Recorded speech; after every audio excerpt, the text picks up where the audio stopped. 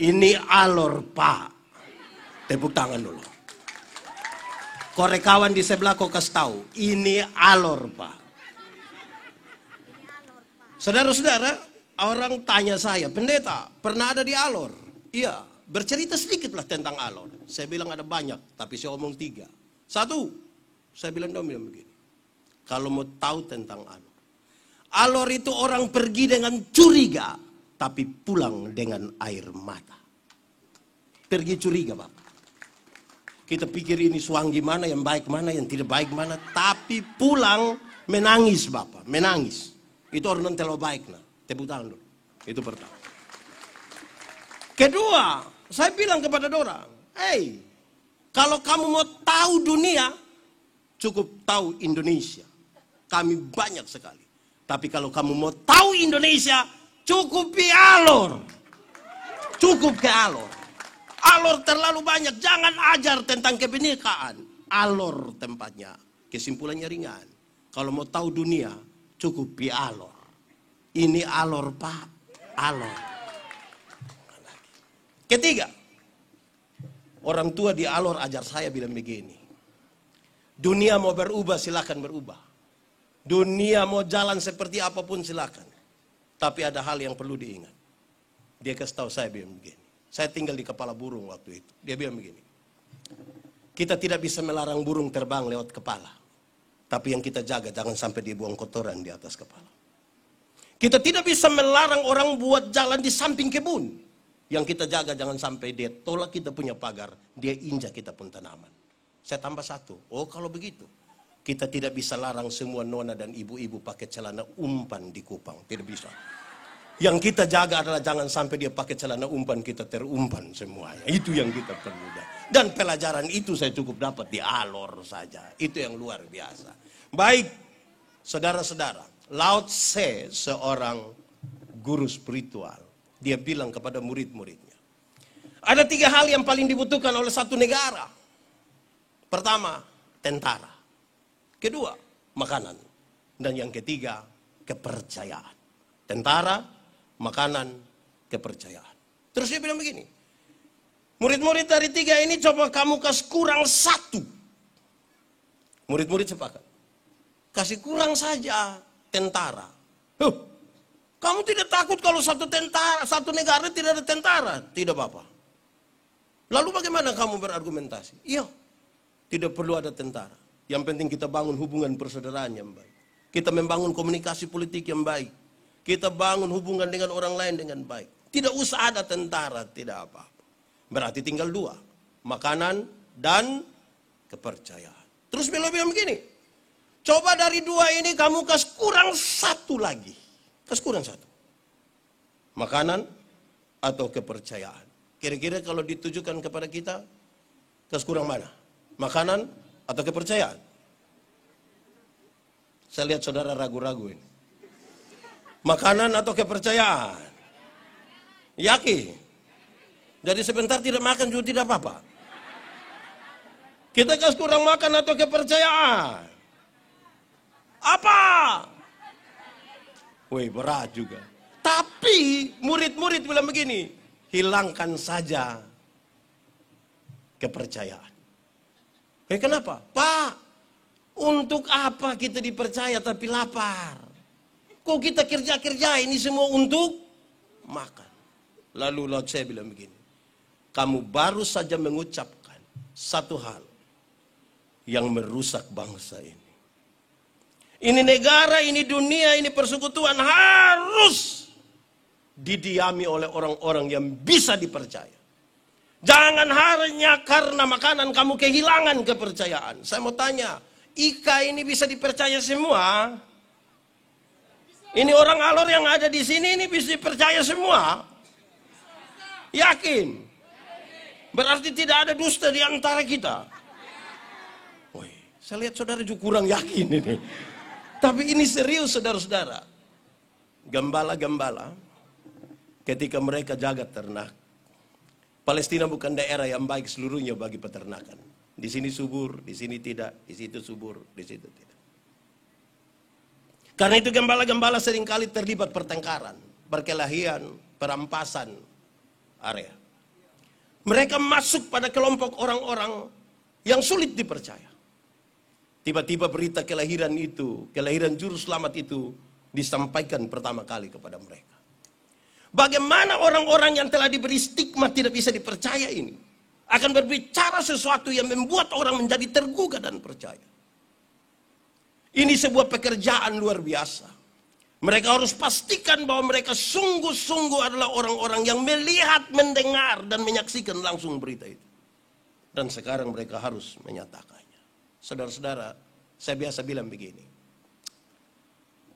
Kalau orang tolong kita, kok kita bilang terima kasih, itu baik atau tidak?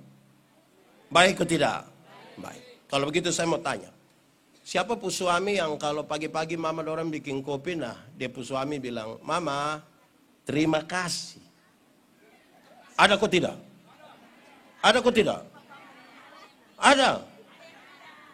Ini ibu-ibu dong mulai lindungi dong suami. Banyak suami ini istri bikin kopi dia tidak terima kasih. Tapi kalau istirahat kantor baru dia makan di warung satu, bayar lagi terima kasih lagi. Kadang-kadang dia janji itu, Mbak, yo besok saya datang lagi.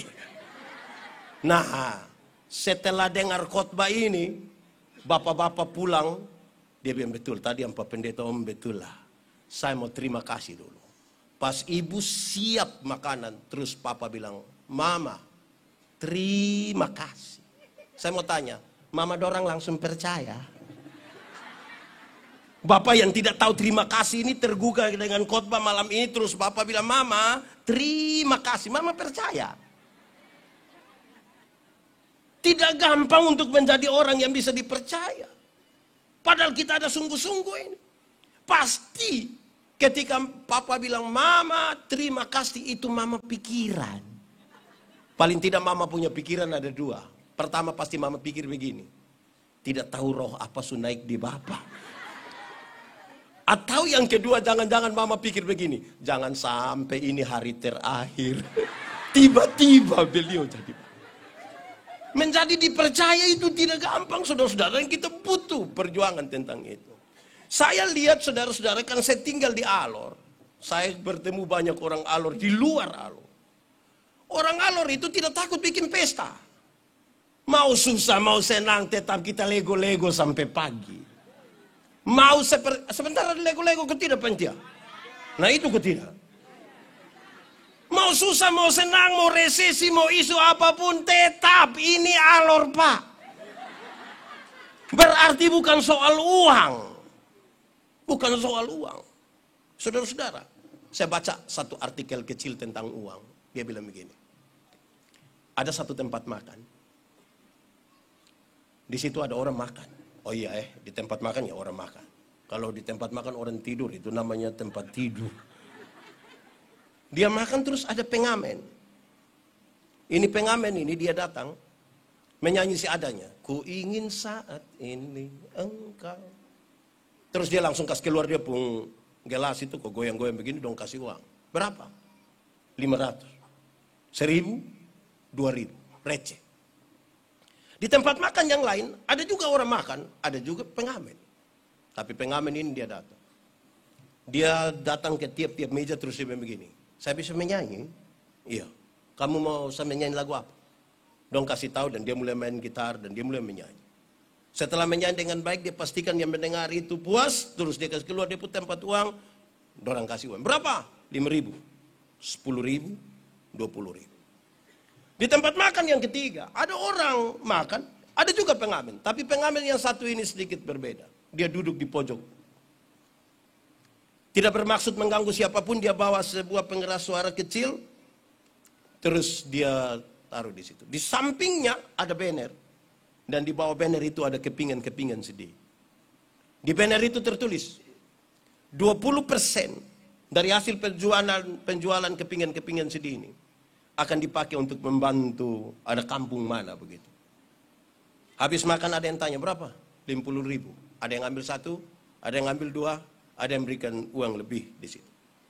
Sama-sama menyanyi di tempat makan, tapi ada yang dapat uang receh, ada yang dapat uang besar. Kenapa bisa begitu Pak Pendeta?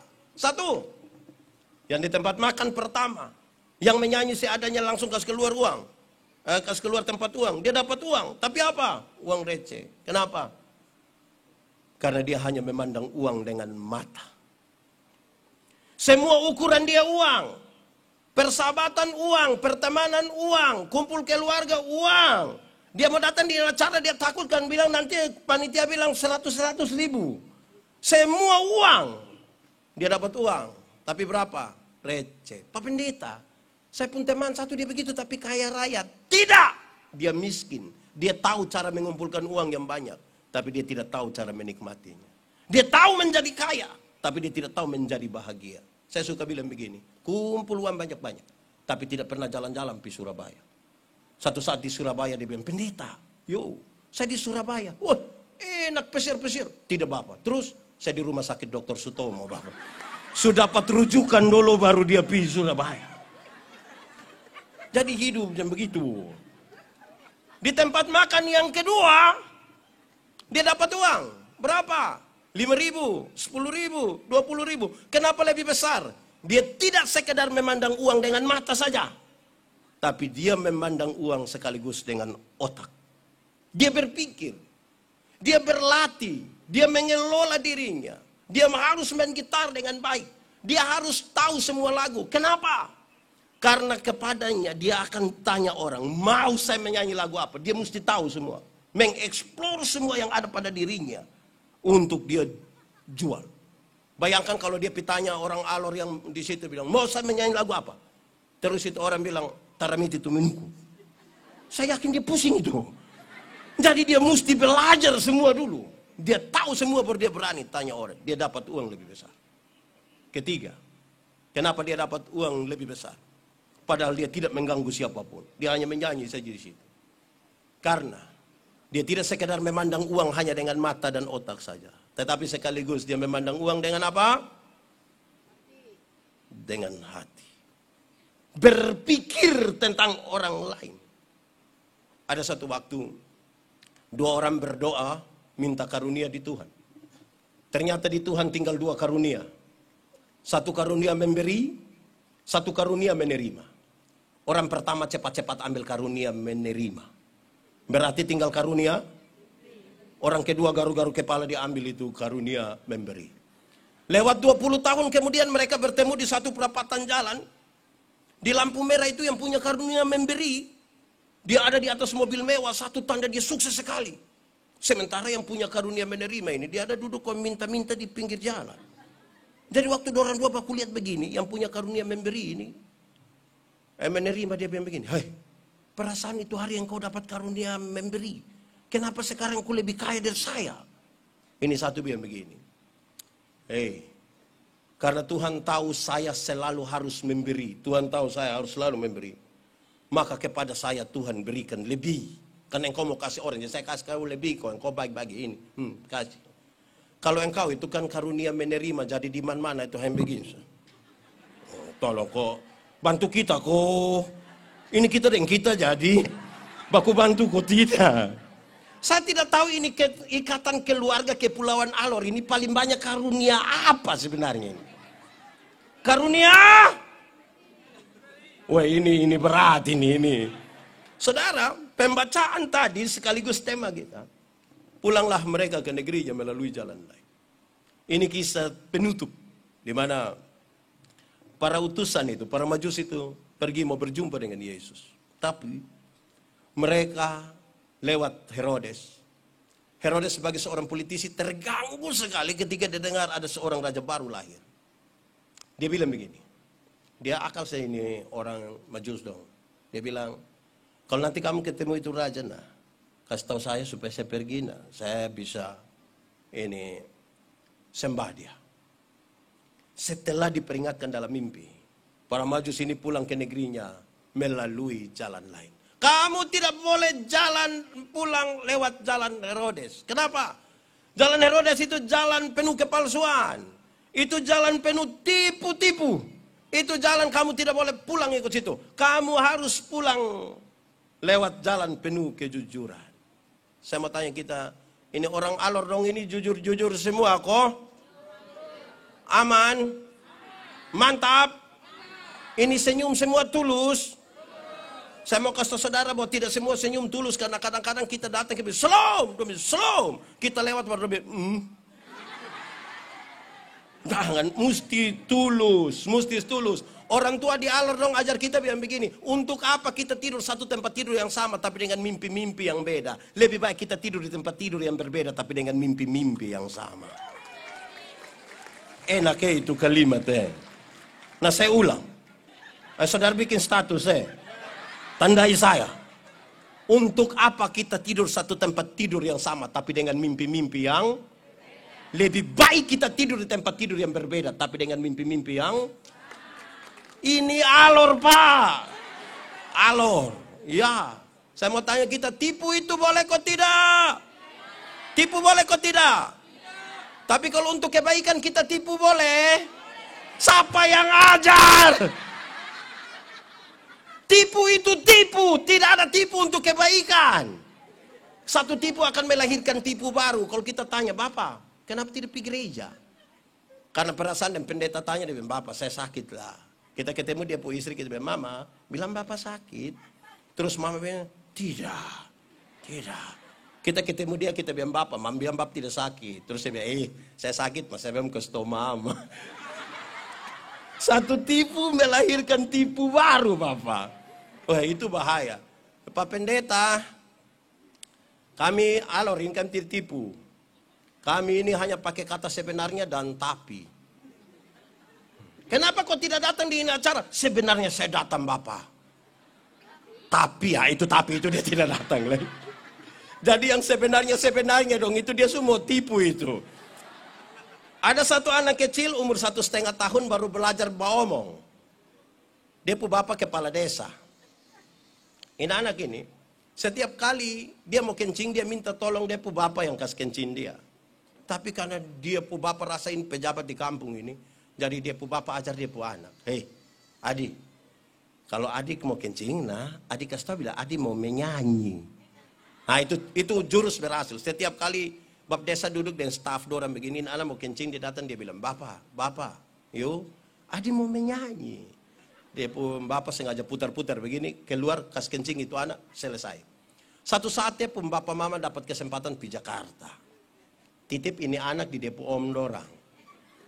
Tengah malam ini anak mau kencing, dia kasih bangun dia pu om bilang begini. Om, makasih. Ya, adik mau menyanyi. Dia pu om karena tidak tahu, dia pu om bilang, jangan, ini sudah tengah malam kok tidak.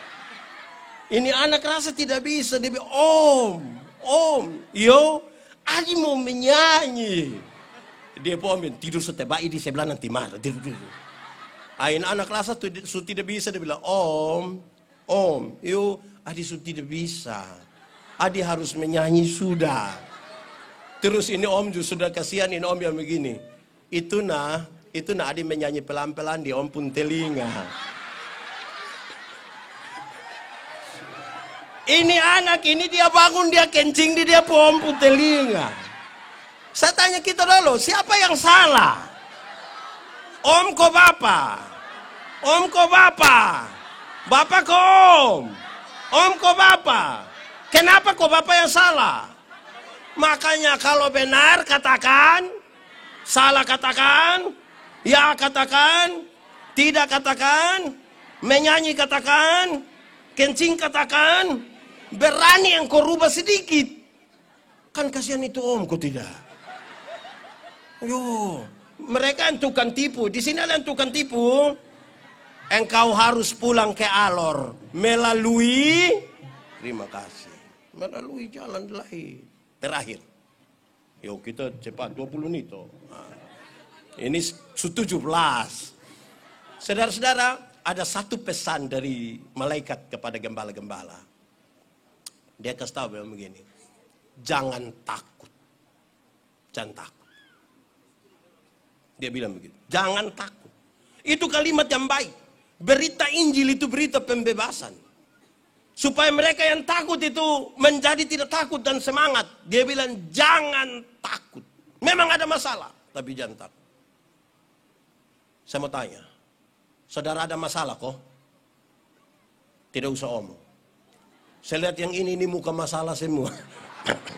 Masalah ialah kesenjangan antara harapan dan kenyataan. Harapan menikah umur 28, sekarang sudah 34. Masalah itu. Harapan menikah dan dia, ternyata dia nikah dan kita pun teman akrab. Masalah. Masalah itu. Tapi jangan takut. Jangan takut. Kasih Tuhan itu besar. Supaya saya biasa kalau berdoa kasih orang sakit di rumah sakit, saya berdoa sampai nenek, kita berdoa Yo, mungkin saya doa habis nenek sudah mati. Tapi nenek mati masuk surga. Saya jelaskan sedikit terus Pak Pendeta, kita mau hidup sampai kapan? Tuhan nanti akan mati juga. Tuhan mau ambil sekarang kok, besok kok, tidak ada masalah. Tidak ada masalah. Oke, bahkan menghadapi kematian pun dia berani. Supaya apa? Supaya kalau ada anak muda satu datang di saya, dia bilang, Pak Pendeta, saya rasa saya manusia paling berdosa di dunia sudah. Saya bilang, adik, tidak usah takut. Pak Pendeta juga orang berdosa. Tapi kasih Tuhan lebih besar dari kita pun kesalahan. Bayangkan kalau dia datang, dia kasih bilang, Pak Pendeta, saya rasa saya manusia paling berdosa di dunia. Saya bilang, ya saya lihat lu muka ini, muka berdosa ini, saya sudah lihat ini. Engkau ini kalau tidak bertobat, engkau pun kaki tangan dan patah buang semua. Wah ini bahaya ini. Jangan juga bakas takut. Saya mau bilang ibu-ibu dulu. Ibu-ibu. Ya. Kalau kasih makan anak umur 2 tahun itu gampang kok susah? Susah. Dia pun mama lari, tiba-tiba dia pun mama. Ini anak belum tidak bisa mengerti orang tua sedikit. Bagaimana anak umur 2 tahun ini mengerti dia pun mama yang 40 ini?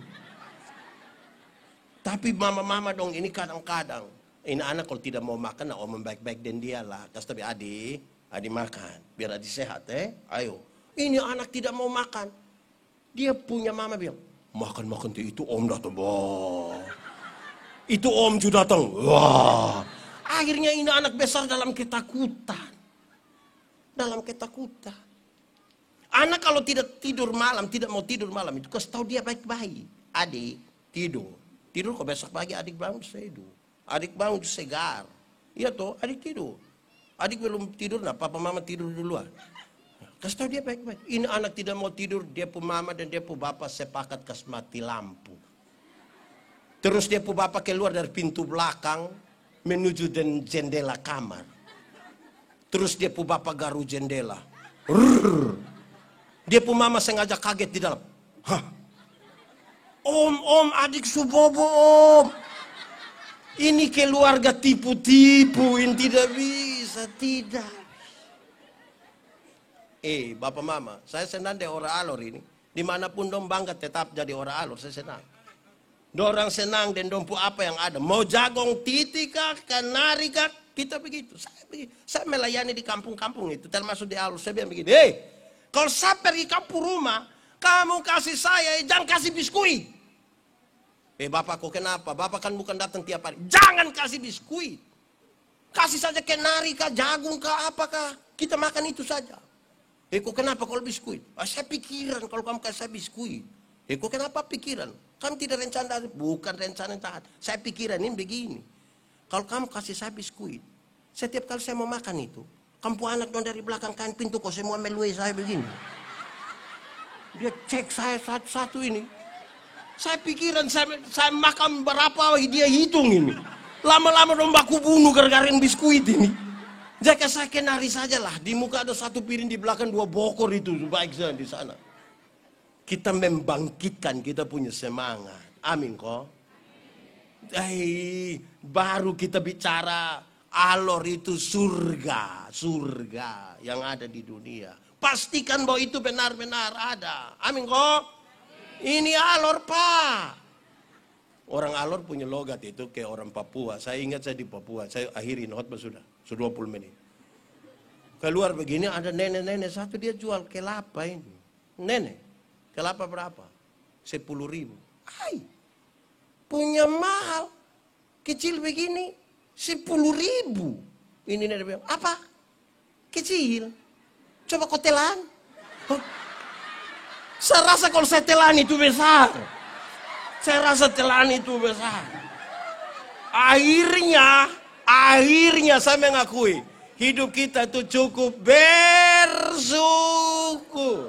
Bersyukur itu cara terbaik menikmati. Saya suka MC. Mama tadi saya senang sekali. Dia kasih dia pun rambut begitu. Itu saya senang. Saya senang.